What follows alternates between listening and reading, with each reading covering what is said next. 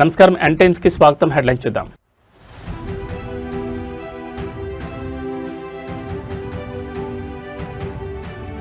ముఖ్యమంత్రి రేవంత్ రెడ్డి సభలో తీవ్ర ఉద్రిక్తత. సీఎంఓ సెక్యూరిటీపై నల్గొండ మేయర్ దాడి.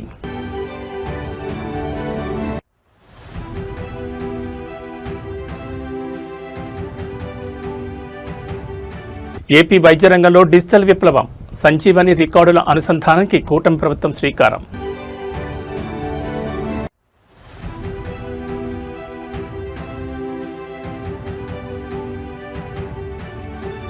చిన్నారుల పెంపకం కేవలం అమ్మ బాధ్యతే కాదు, తండ్రులు భాగస్వాములు కావాలన్న సీఎం చంద్రబాబు.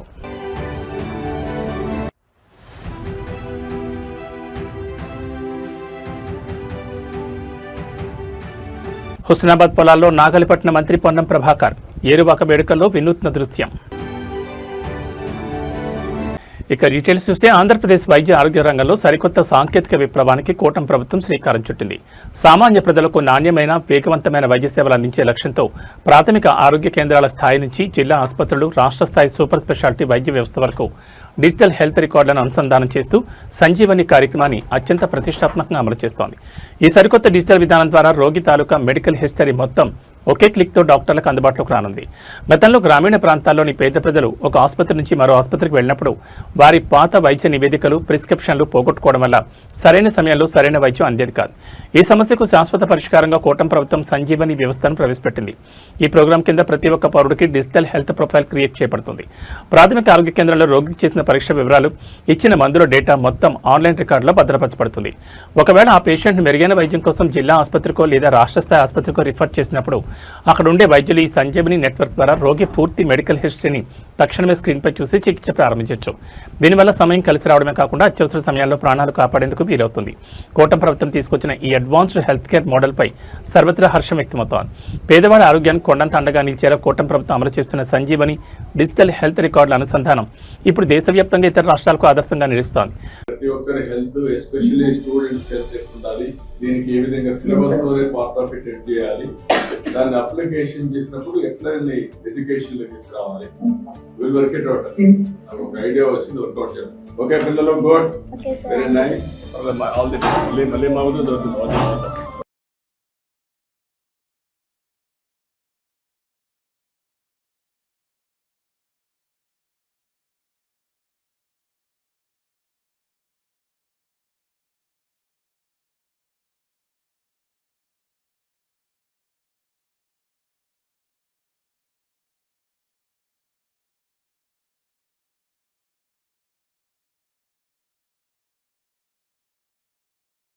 ఆంధ్రప్రదేశ్ ముఖ్యమంత్రి చంద్రబాబు నాయుడు పర్యటనలో ఒక అత్యంత ఆప్యాయతతో కూడిన మానవీయ దృశ్యం ఆవిష్కృతమైంది. రాష్ట్ర వ్యాప్తంగా సాగుతున్న ఆరోగ్య రక్షణ కార్యక్రమంలో భాగంగా ముఖ్యమంత్రి చంద్రబాబు నాయుడు స్వయంగా చిన్నారులకు పోలియో చుక్కలు వేసి వారితో ఎంతో ముద్దుగా ఆడుకుంటూ మురిసిపోయారు.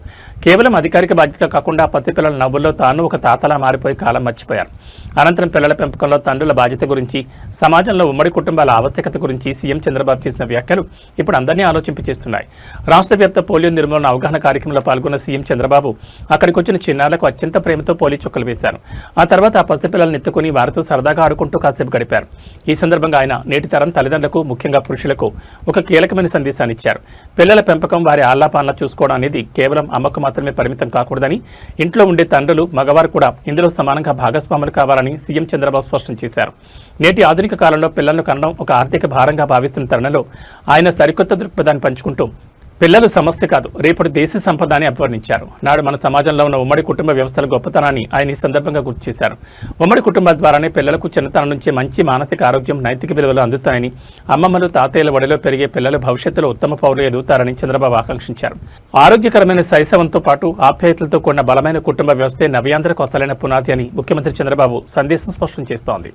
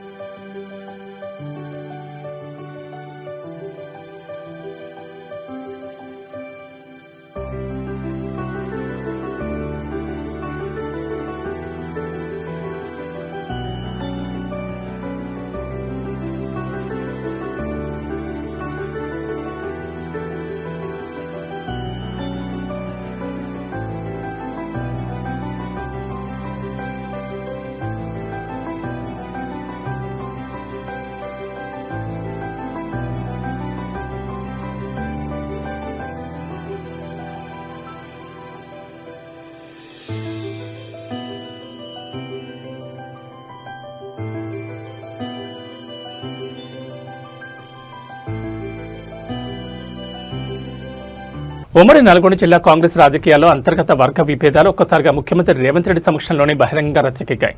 నల్గొండలో నిర్వహించిన భారీ బహిరంగ సభ వేదికపై సీఎంఓ సెక్యూరిటీ సిబ్బందికి మరియు స్థానిక కాంగ్రెస్ ప్రజాప్రతినిధులకు మధ్య చోటు చేసుకున్న తోపులాట తీవ్ర ఉద్రిక్తతలు దారితీసింది. నల్గొండ మేయర్ బొర్రి శ్రీనివాసరెడ్డిని సీఎంఓ సెక్యూరిటీ సిబ్బంది వెనక్కి నెట్టేయడంతో ప్రారంభమైన ఈ వివాదం సీఎం రేవంత్ రెడ్డి స్టేజ్ దిగ్గానే మరింత ముదిరి దారుణమైన దాడికి దారితీసింది. అటు కాంగ్రెస్ అంతర్గత గ్రూప్ తగాదాలు, ఇటు భద్రతా సిబ్బందితో ఘర్షణతో నల్గొండ సభ కాస్త తీవ్ర పొలిటికల్ హైడ్రామాగా మారిపోయింది. ఈ వివాదం వెనుక నల్గొండ కాంగ్రెస్లో ఉన్న పాత వర్గపోరు స్పష్టంగా కనిపిస్తోంది.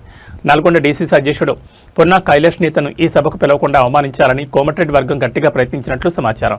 అయితే సభలో ముఖ్యమంత్రి రేవంత్ రెడ్డి ఒకవైపు పొన్నా కైలాష్ నేతను ప్రత్యేకంగా పొగుడుతూ మాట్లాడారు. ఈ క్రమంలోనే ముఖ్యమంత్రి రేవంత్ రెడ్డికి సన్మానం చేసేందుకు కోమటిరెడ్డి వర్గానికి చెందిన గుమ్మల మోహన్ రెడ్డి మరియు మేయర్ బొర్రి శ్రీనివాసరెడ్డి ప్రయత్నించారు.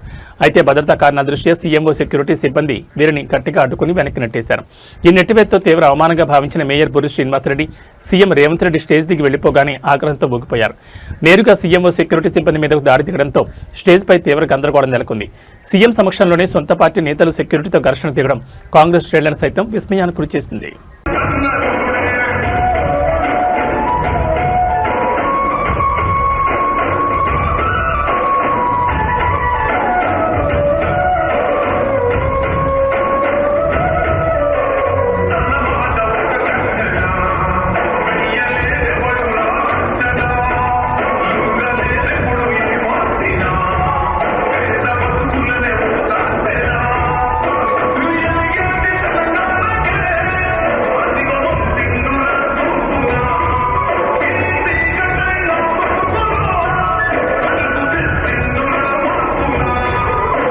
తెలంగాణ వ్యవసాయ కాలానికి తొలి అడుగు అన్నదాతల పండగ ఏరువాక పౌర్ణమి వేడుకలు రాష్ట్ర వ్యాప్తంగా ఘనంగా జరుగుతున్నాయి. ఈ క్రమంలోనే సిద్దిపేట జిల్లా హుస్నాబాద్ నియోజకవర్గంలో ఒక అద్భుతమైన క్షేత్రస్థాయి దృశ్యం ఆవిష్కృతమైంది. రాష్ట్ర రవాణా బీసీ సంక్షేమ శాఖ మంత్రి పొన్నం ప్రభాకర్ ఏరువాక పౌర్ణమిని పురస్కరించుకుని స్వయంగా పొలంలోకి దిగారు. హుస్నాబాద్ నియోజకవర్గ పరిధిలోని ఒక వ్యవసాయ క్షేత్రంలో స్థానిక రైతులతో కలిసి మంత్రి పొన్నం ప్రభాకర్ నాకాలు పట్టి గెడ్లను తొలుతూ దుక్కిదుండారు. అనంతరం సాంప్రదాయ పద్ధతిలో భూమిపుత్రులతో కలిసి విత్తనాలు చల్లి ఈ ఏడాది వానాకాలం సాగు పనులను అధికారికంగా ప్రారంభించారు. వానాకాలం పంటల సాగు ప్రారంభానికి సూచికగా జరుపుకునే ఏరువాక పౌర్ణమి వేడుకలను హుస్నాబాద్ నియోజకవర్గంలో వైభవంగా నిర్వహించారు. ఈ వేడుకల్లో పాల్గొన్న మంత్రి పొన్నం ప్రభాకర్ తొలుత వ్యవసాయానికి ఆధారమైన కాడెడ్లను నాగల్ని పూజించి భూమాతకు నమస్కరించారు. అనంతరం ఆయన స్వయంగా ముళ్లకర్ర పట్టి కాడెడ్లను నడిపిస్తూ పొలాన్ని దున్నారు. ముఖానికి బురద అంటుకున్నా లెక్క చేయకుండా సాధారణ రైతులు మారిపోయి తోటి అన్నదాతలతో కలిసి విత్తనాలు చల్లారు. ఈ సందర్భంగా మంత్రి మాట్లాడుతూ ఈ వానాకాలం సీజన్లో రైతులకు ఎలాంటి ఇబ్బందులు కలగకుండా చూసేందుకు ప్రజాప్రభుత్వం అన్ని ఏర్పాట్లు చేస్తుందని స్పష్టం చేశారు. సకాలంలో నాణ్యమైన విత్తనాలు, ఎరువులను అందుబాటులో ఉంచామని, కరెంటు సరఫరాలో ఎలాంటి అంతరాయం లేకుండా చూస్తామని హామీ ఇచ్చారు. క్షేత్రస్థాయిలో రైతుల కష్టసుఖాలు తెలిసిన ప్రభుత్వం కాబట్టి తాము ఎల్లప్పుడూ అన్నదాతల పక్షాన్ని నిలబడి వ్యవసాయాన్ని పండగలా మారుస్తున్నామని మంత్రి పొన్నం ప్రభాకర్ పునరుద్ధరించారు. మంత్రి స్వయంగా పొలంలోకి రావడంతో హుస్నాబాద్ రైతుల్లో సరికొత్త ఉత్సాహం వ్యక్తమైంది. ఈరోజు ఏరువాక పౌర్ణమి వ్యవసాయ ప్రారంభ దినం. తెలంగాణలో సమృద్ధి వర్షాలు పడి రైతులందరూ కూడా మంచి పాడి పంటలు వేసుకొని ఆయురారోగ్యాలతో ఉండాలని ఆ భూమాతను ప్రార్థిస్తూ ఈరోజు మరి కోహెడ మండలం ఇక్కడ కూరెళ్ల గ్రామం లోపల గ్రామ సర్పంచ్ ఇతర మండల పెద్దలందరి సమక్షం లోపల వ్యవసాయ కార్యక్రమాన్ని వ్యవసాయాధికారుల సమక్షంలో లాంఛనంగా ప్రారంభించడం. తెలంగాణ ప్రభుత్వం పక్షాన రైతులందరికీ శుభాకాంక్షలు. ఈ సీజన్లో మీకు సంబంధించి అన్ని పంటలు సమృద్ధిగా ఎటువంటి క్రిములు కీటకాలు లేకుండా మంచి ఉత్పత్తి వచ్చి ఆర్థికంగా మంచి రాబడి వచ్చే విధంగా ఉండాలని ఆ భగవంతుని ప్రార్థిస్తూ అందరికీ కూడా ఏరువాక ఈ వ్యవసాయ ప్రారంభ దినోత్సవ శుభాకాంక్షలు. రైతులందరికీ కూడా రైతే దేశానికి వెన్నెముక, రైతు సంక్షేమం కోసం తప్పకుండా మా ప్రభుత్వం కట్టుబడి ఉంటుంది. రైతు సంక్షేమం దిశలోనే పనిచేస్తామనే మాట మరొక్కసారి తెలియజేస్తూ అందరికీ నా హృదయపూర్వకంగా ఏరువాక పౌర్ణమి శుభాకాంక్షలు. అంతర్జాతీయ దౌత్య రంగంలో భారత కీర్తి కిరీటంలో మరొక చారిత్రాత్మక మైలురాయి చేరింది. హిందూ మహాసముద్ర ప్రాంతంలో వ్యూహాత్మకంగా అత్యంత కీలకమైన సెషెల్స్ దేశ జాతీయ దినోత్సవ వేడుకల్లో భారత ప్రధాని నరేంద్ర మోడీ పాల్గొని సరికొత్త చరిత్ర సృష్టించారు. సెషెల్స్ దేశ స్వాతంత్ర స్వర్ణోత్సవ 50 ఏళ్ల సంబరాలను పురస్కరించుకుని నిర్వహించిన ఈ వేడుకలకు ప్రధాని మోడీ ముఖ్య గౌరవ అతిథిగా హాజరయ్యారు. తద్వారా సెషెల్స్ జాతీయ దినోత్సవ వేడుకల్లో పాల్గొన్న మొట్టమొదటి భారత ప్రధానమంత్రిగా మోడీ సరికొత్త రికార్డు నెలకొల్పారు. సెషెల్స్ రాజధాని విక్టోరియాలో జరిగిన ఈ స్వాతంత్ర స్వర్ణోత్సవ వేడుకలు అత్యంత వైభవంగా సాగాయి. ఈ వేడుకలకు విశిష్టతగా విచ్చేసిన ప్రధాని మోడీకి ఆ దేశ ప్రభుత్వం అత్యున్నత అధికారిక లాంఛనాలతో ఘన స్వాగతం పలికింది. ఈ సందర్భంగా అక్కడ నిర్వహించిన అతిపెద్ద మిలిటరీ పరేడ్లో సరికొత్త దృశ్యం ఆవిష్కృతమైంది. సెషెల్స్ సాయుధ దళాలతో పాటు భారతదేశానికి చెందిన సాయుధ దళాలు మరియు నౌకాదళ ప్రత్యేక బృందాలు ఈ భారీ కవాతులో పాల్గొన్నాయి. భారత సైనికులు తమ గంభీరమైన మార్చ్ పాస్ట్తో పరేడ్ గ్రౌండ్స్లో ప్రత్యేక ఆకర్షణగా నిలిచారు. ప్రధాని మోడీ సమక్షంలో భారత రక్షణ దళాలు అంతర్జాతీయ వేదికపై ఈ స్థాయిలో విన్యాసాలు చేయడం ద్వైపాక్షిక సంబంధాల్లో ఒక మైలురాయిగా నిలిచిపోనుంది. హిందూ మహాసముద్ర ప్రాంతంలో భద్రత, సాగర తీర రక్షణ మరియు పరస్పర సహకారాన్ని పటిష్టం చేసుకోవడంలో ఈ పర్యటన అత్యంత కీలకమైందని అంతర్జాతీయ దౌత్య నిపుణులు విశ్లేషిస్తున్నారు. సెషెల్స్ జాతీయ వేడుకల్లో ప్రధాని మోడీ చారిత్రాత్మక భాగస్వామ్యం మరియు భారత సాయుధ దళాల విన్యాసాలు ఇప్పుడు ప్రపంచవ్యాప్తంగా అంతర్జాతీయ మీడియాలో ప్రముఖంగా ట్రెండ్ అవుతున్నాయి.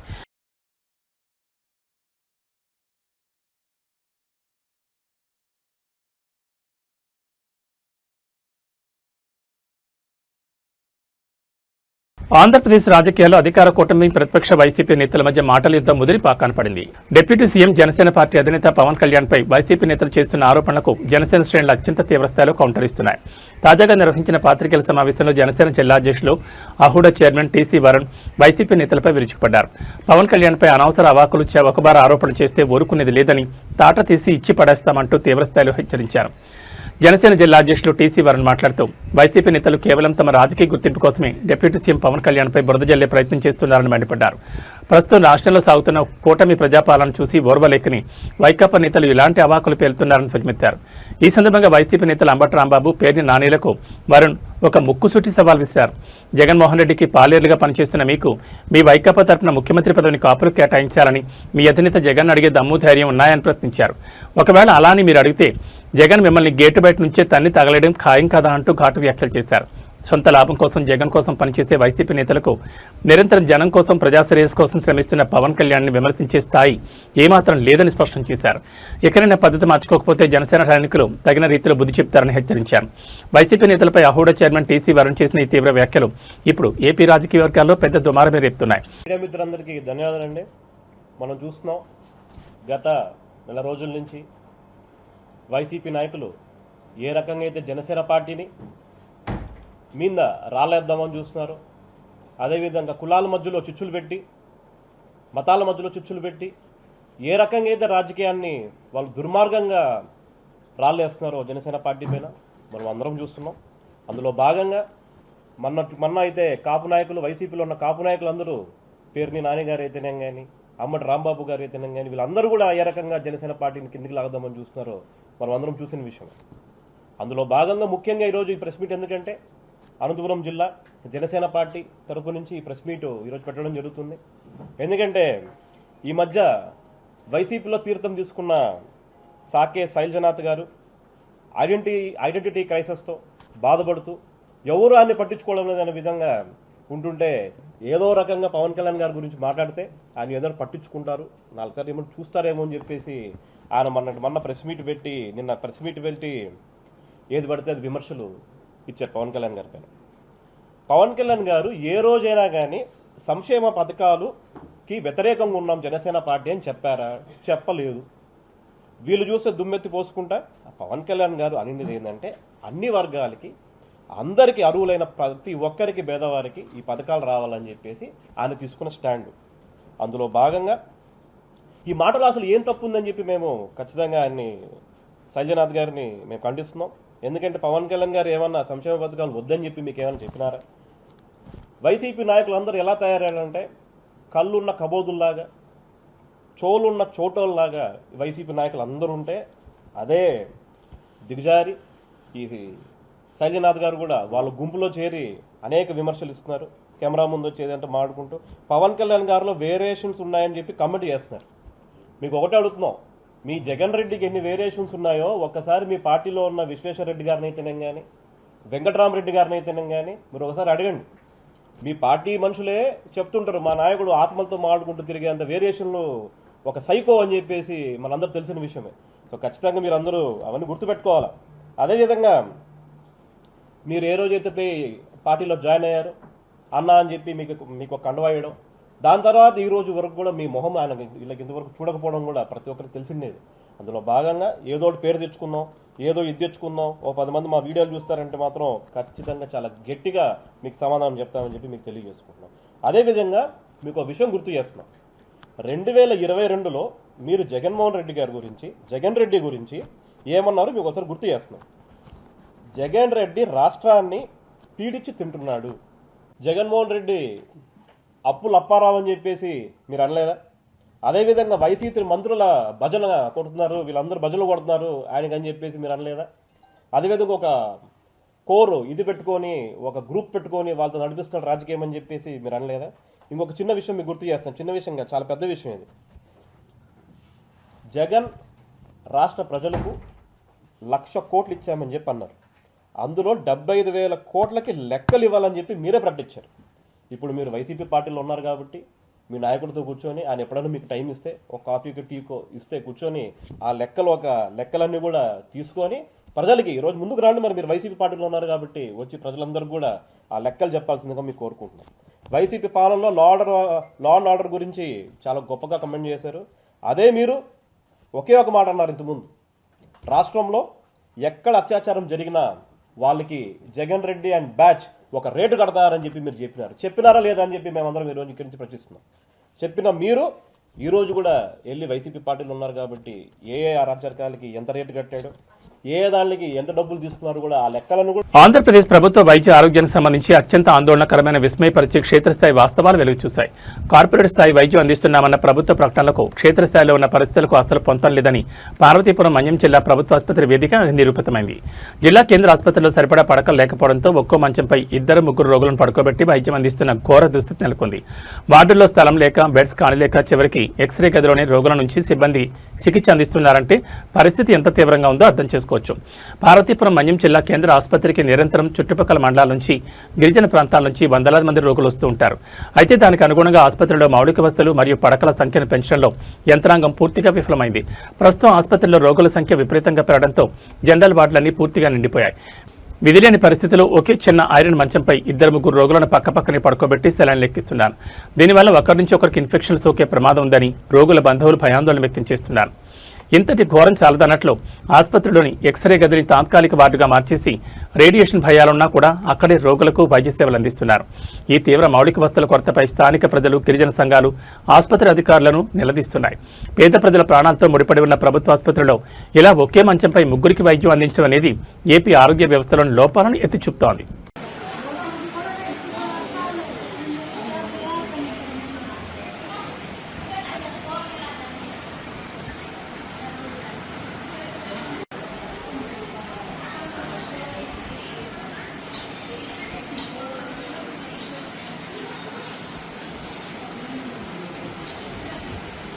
భాగ్యనగరంలో మరోసారి అగ్ని ప్రమాదం కలకలం రేపింది. హైదరాబాద్ ఐటీ కారిడార్కు అత్యంత సమీపంలో ఉండే కూకట్పల్లి పరిధిలో భారీ ప్రమాదం చోటు చేసుకుంది.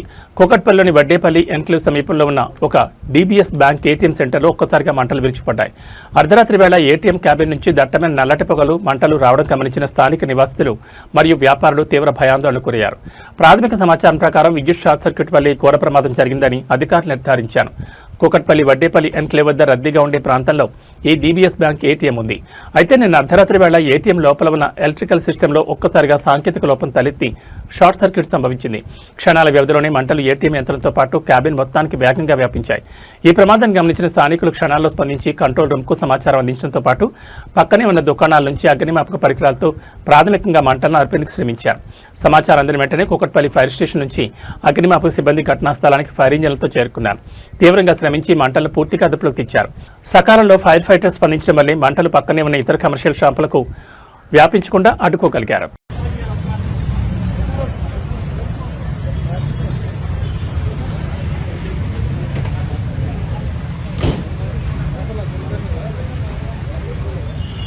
తీవ్రమైన ప్రకృతి విపత్తులు సంభవించినప్పుడు ప్రభుత్వ విభాగాలు ఎంత వేగంగా స్పందించగలవో నిరూపించే ఒక అద్భుతమైన ఘటన సూర్యాపేట జిల్లాలో వెలుగుచూసింది. ఈదురుగాలులు, భారీ తుఫాన్ తాకిడికి సూర్యాపేట సర్కిల్ పరిధిలోని ఆత్మకూరు సెక్షన్లో విద్యుత్ సరఫరా వ్యవస్థ పూర్తిగా కుప్పకూలింది. ఏకంగా 47 విద్యుత్ స్తంభాలు ధ్వంసమవడంతో తల్లాసింగారం ఫీడర్ పరిధిలోని గ్రామాలు చీకట్లోకి వెళ్లాయి. అయితే వినియోగదారుల కష్టాలను చూస్తూ ఊరుకొని టీజీఎస్పీ, డీసీఎల్ ఉన్నతాధికారులు మరియు సిబ్బంది ప్రాణాలకు తెగించి రాత్రింబవళ్లు క్షేత్రస్థాయిలో చేసిన పోరాటం ఇప్పుడు రాష్ట్ర వ్యాప్తంగా ప్రశంసలు అందుకుంటోంది. గత జూన్ 26వ తేదీన కురిసిన భారీ వర్షం మరియు ఈదురుగాలుల దాటికి సూర్యాపేట సర్కిల్, ఆత్మకూరు సెక్షన్ పరిధిలోని 33 kV తల్లాసింగారం ఫీడర్ తీవ్రంగా దెబ్బతింది. లైన్ల పర్యవేక్షణలో ఏకంగా 15 విద్యుత్ స్తంభాలు నేలమట్టం అవగా మరో 32 స్తంభాలు ప్రమాదకరంగా పక్కకు ఒరిగిపోయాయి. భారీ నెట్వర్క్ దెబ్బతినడంతో విద్యుత్ పునరుద్ధరణకు రోజులు పడుతుందని అందరూ భావించారు. కానీ సూర్యాపేట సూపరింటెండెంట్ ఇంజనీర్ స్వయంగా రంగంలోకి దిగి తన సిబ్బందిని మరియు కాంట్రాక్టర్ల బృందాలను ఏకతాటిపెక్కించారు. ఏమాత్రం ఆలస్యం చేయకుండా జూన్ 26 నుంచే యుద్ధ ప్రాతిపదికన పనులను ప్రారంభించారు. బురద, వర్షాన్ని సైతం లెక్క చేయకుండా క్రేన్లు, భారీ యంత్రాల సహాయంతో విరిగిపోయిన 15 కొత్త స్తంభాలను అమర్చారు. అలాగే ఒరిగిపోయిన 32 స్తంభాలను నిటారుగా నిలబెట్టి హై వోల్టేజ్ వైరింగ్ నెట్వర్క్ను పునర్నిర్మించారు. వినియోగదారులకు అంతరాయం లేని నాణ్యమైన విద్యుత్తును అందించడమే లక్ష్యంగా సూర్యాపేట ఎస్సీ మరియు వారి టీం చేసిన ఈ అసాధారణ కృషిని సామాజిక మాధ్యమాల్లో నెటిజన్లు కొనియాడుతున్నారు.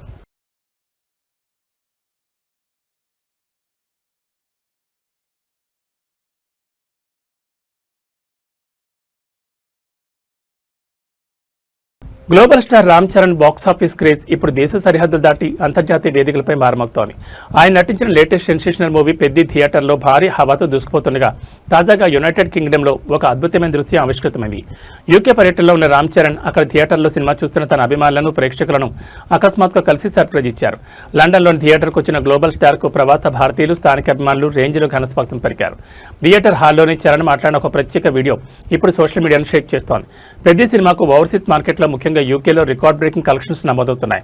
ఈ క్రమంలో రామ్ చరణ్ లండన్లోని ఒక ప్రముఖ థియేటర్లో స్వయంగా ప్రేక్షకులతో కలిసి కూర్చొని పెద్ది సినిమాను వీక్షించారు.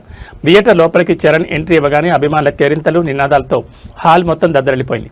అక్కడ తనను చూడడానికి వచ్చిన ప్రతి ఒక్క అభిమానికి చరణ్ చిరునవ్వుతో నమస్కరిస్తూ వారితో సెల్ఫీల కోసం ఫోటోలు దిగారు. అనంతరం ప్రేక్షకులను ఉద్దేశించి ఆయన మాట్లాడుతూ సినిమాకు గ్లోబల్ లెవెల్లో ఇంతటి భారీ విజయాన్ని అందించినందుకు ప్రతి ఒక్కరికి హృదయపూర్వక కృతజ్ఞతలు తెలిపారు. ఇదిలా ఉంటే థియేటర్లో రచ్చలేపుతున్న ఈ చిత్రం డిజిటల్ ఓటీటీ ఎంట్రీ కూడా సమయం ఆసన్నమైంది. ప్రముఖ ఓటీటీ ప్లాట్ఫామ్ నెట్ఫ్లిక్స్లో పెద్ది చిత్రం జూలై 2 నుంచి తెలుగు, తమిళం, కన్నడ, మలయాళం వంటి దక్షిణాది భాషల్లో గ్రాండ్గా స్ట్రీమింగ్ కానుందని సమాచారం. ఇక నార్త్ బెల్ట్ ప్రేక్షకుల కోసం జూలై 30 నుంచి ఈ చిత్రం హిందీ వర్షన్ నెట్ఫ్లిక్స్లో అందుబాటులోకి రానుంది.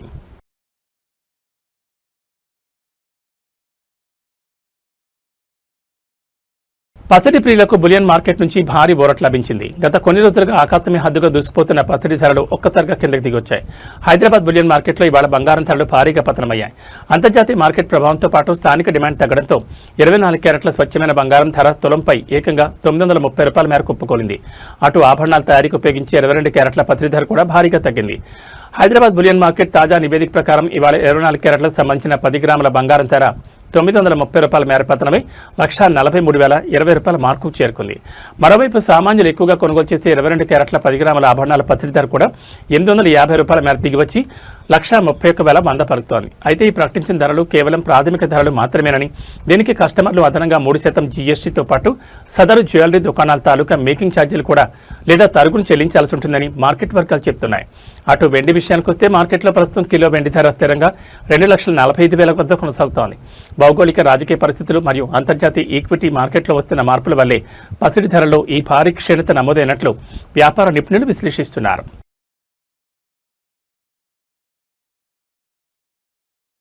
తెలుగు రాష్ట్రాల్లో రుతుపవనాలు తీవ్ర రూపం దాల్చాయి. ఆంధ్రప్రదేశ్ మరియు తెలంగాణ వ్యాప్తంగా విస్తారంగా వర్షాలు కురుస్తుండటంతో వాతావరణ శాఖ అత్యంత కీలకమైన తాజా హెచ్చరికలు జారీ చేసింది. ఇవాళ తెలంగాణలోని పలు జిల్లాల్లో ఉరుములు, మెరుపులతో కూడిన అత్యంత భారీ వర్షాలు పడే అవకాశం ఉందని ఐఎండీ వెల్లడించింది. తీవ్రమైన వాతావరణ పరిస్థితుల నేపథ్యంలో పలు ప్రాంతాలకు ఎల్లో అలర్ట్ కూడా జారీ చేసింది. అటు ఆంధ్రప్రదేశ్లోనూ రాగల గంటల్లో మోస్తరు నుంచి భారీ వర్షాలు కురిసే ప్రమాదం ఉందని విపత్తుల నిర్వహణ సంస్థ స్పష్టం చేసింది. వాతావరణ కేంద్రం నివేదిక ప్రకారం ఇవాళ ముఖ్యంగా తెలంగాణలోని ఉత్తర మరియు తూర్పు జిల్లాలపై వర్షాల ప్రభావం తీవ్రంగా ఉండనుంది. ఆదిలాబాద్, కొమరంభీం, ఆసిఫాబాద్, నిర్మల్, మంచిర్యాల, జగిత్యాల, మెదక్, సంగారెడ్డి, కామారెడ్డితో పాటు సూర్యాపేట, ములుగు, భద్రాద్రి కొత్తగూడెం జిల్లాలో భారీ వర్షాలు కురిసే ఛాన్స్ ఉంది. ఈ జిల్లాలో వర్షాలతో పాటు బలమైన గాలులు వీచే ప్రమాదం ఉందని, పలుచోట్ల పిడుగులు పడే ఆస్కారం ఎక్కువగా ఉందని ఐఎండీ ప్రత్యేకంగా హెచ్చరించింది. అందువల్ల పొలాల్లో పనిచేసే రైతులు, గొర్రెల కాపర్లు చెట్ల కింద ఆశ్రయం పొందొద్దని సూచించింది. అటు ఆంధ్రప్రదేశ్ విషయానికి వస్తే ఉత్తరాంధ్ర పరిధిలోని జిల్లాలు మరియు రాయలసీమ వ్యాప్తంగా మోస్తరు నుంచి భారీ వర్షాలు కురిసే అవకాశం ఉందని ఏపీ విపత్తుల నిర్వహణ సంస్థ తెలిపింది. ముఖ్యంగా రాయలసీమ జిల్లాలో అకస్మాత్తుగా ఉరుములు పడే అవకాశం ఉన్నందున లోతట్టు ప్రాంతాల ప్రజలు మరియు అధికార యంత్రాంగం అప్రమత్తంగా ఉండాలని ఆదేశాలు జారీ అయ్యాయి. రుతుపవనాల తాకిడికి తెలుగు రాష్ట్రాల్లో నదులు, వాగులు, వంకలు పొంగిపొర్లే ప్రమాదం ఉన్నందున ప్రయాణాల్లో జాగ్రత్తలు వహించాలని వాతావరణ శాఖ అధికారులు సూచిస్తున్నారు.